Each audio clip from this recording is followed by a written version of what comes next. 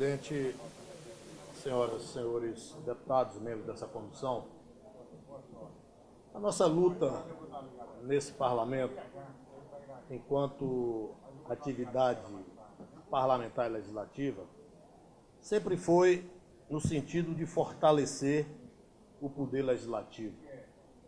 O poder legislativo independente e harmônico com o executivo e o judiciário, entendo ser o tripé necessário para que nós possamos ter uma nação e um Estado equilibrado. E talvez nós não estivéssemos padecendo de tantos males que a nação brasileira padece se nós, parlamentares, emprestássemos as nossas funções ao parlamento a importância que ele deveria ter.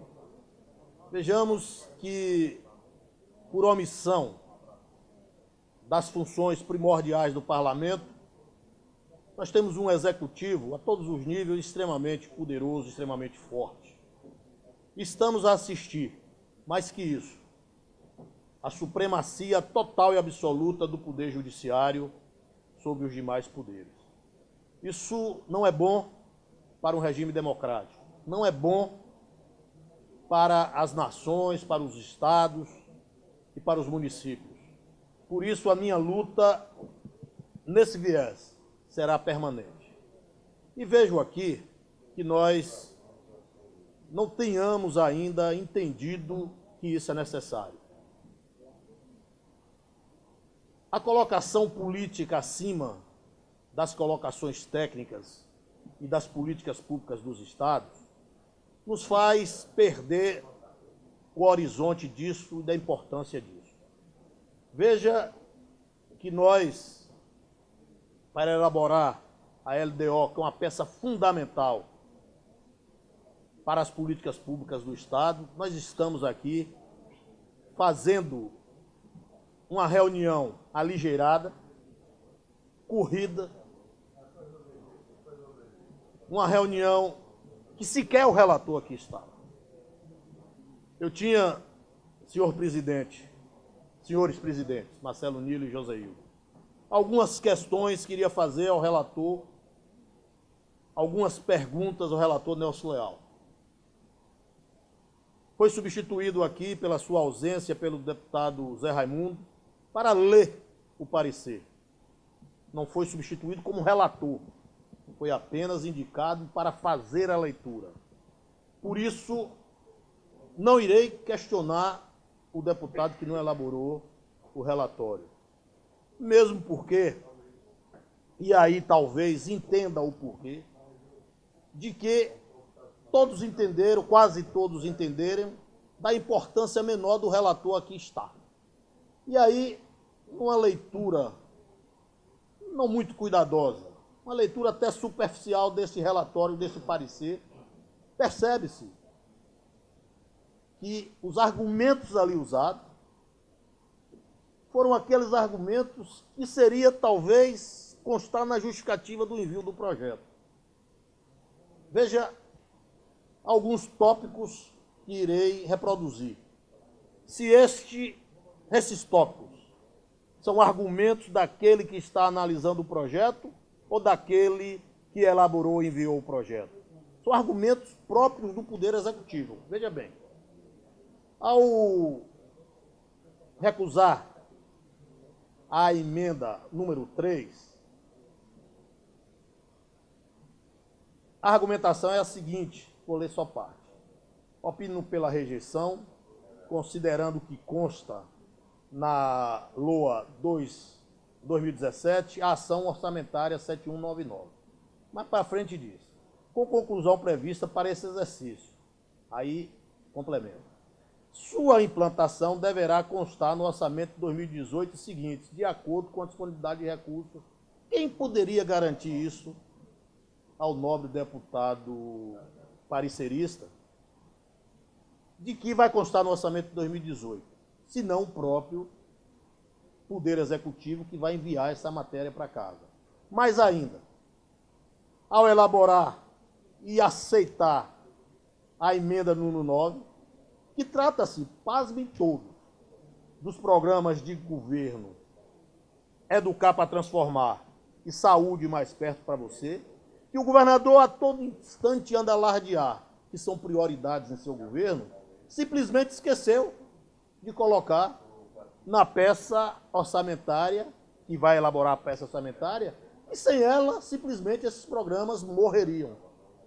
E aí, o nobre relator, e aí volto a frisar, estas palavras são de quem está a analisar o projeto ou de quem as elaborou? Opino pela aceitação da emenda, e frise-se, emenda da oposição, que fez com que o governo se atentasse de que não poderia deixar de cumprir aquilo que veio alardear. E a sua vontade, ao encaminhar o projeto a esta casa, era matar, ferir de morte o projeto Educar para Transformar e Saúde Mais Perto de Você. E aí diz o relator: opino pela aceitação da emenda da oposição, uma vez que as prioridades propostas já estavam selecionadas entre as preferenciais pelo governo do Estado. Onde elas estavam alocadas? Como saber? Se nós estamos no parlamento, o governo do Estado é outro poder.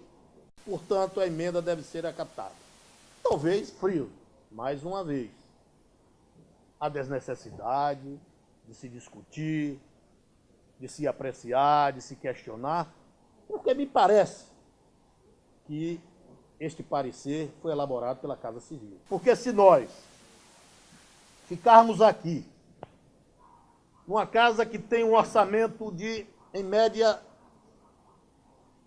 50 milhões por mês, ficarmos 2 meses parados obstruindo a pauta simplesmente porque o governador não cumpre aquilo que é obrigado, que são as emendas impositivas, fizesse simplesmente com que o governador cumprisse o que está na Constituição. E não receber, como está a receber hoje, aquilo que lhe é de direito, como se favor lhe estivesse sendo feito. Daí porque o enfraquecimento terrível do poder legislativo. Eu apresentei uma emenda e hoje nós estamos vivendo, e já houve uma melhora, a questão do fechamento das comarcas no interior da Bahia. Que o governador até agora sequer tratou do assunto em uma página, em uma linha, em uma palavra sobre isso. Nós que somos do interior, nós que lá vivemos, nós que lá conhecemos, sabemos a importância das comarcas. Se ficarmos tratando o nosso parlamento com a pequenez de a discussão entre oposição e situação, nós estaremos escrevendo para o futuro uma página que não traz efetivamente ganhos àquilo que nós nos propusemos e aquilo como e para que fomos conduzidos aqui. Tratar apenas das questões de ser ou não oposição, ser ou não, deixa com que este parlamento, e sei que muitos talvez nem tivessem tido o cuidado de saber o que estava aprovando. Hoje cedo eu tive o cuidado de elencar algumas coisas que aqui passaram e que teve a aprovação desta casa sem maiores discussões, sem maiores problemas, sem maior enfrentamento, exatamente pela forma que o governador tem tratado, e a base governista também, o tratoramento por cima da oposição aqui nesta casa. Aqui foram extintas a licença-prêmio dos nossos servidores. Não vi sindicato, não vi parlamentar ir contra isso. Aqui foi extinto a aposentadoria integral nesses 2 anos. A conversão de 1/3 de férias em pecúnia foi extinta do servidor. A retenção de aposentadoria por até 1 ano. A retenção de licenças-prêmios da educação. O congelamento de salários que eu não consigo entender o silêncio ensurdecedor, tanto da base governista quanto dos sindicatos que representam as categorias. Ao menos para poder explicar, poder dizer, poder demonstrar que esse é um direito desta casa, é um direito do cidadão, dos servidores, de saber por que os seus salários estão congelados há 3 anos. A nossa casa não discute, nem para justificar o porquê da negativa. O corte de adicional de periculosidade e insalubridade, a elevação do tempo para a obtenção de estabilidade econômica, a implantação do REDA como regra e não exceção, o aparelhamento do Estado com excesso de cargo de confiança, a extinção de tantos órgãos como EBDA, como o DERBA, como o DIRES, como o DIREC.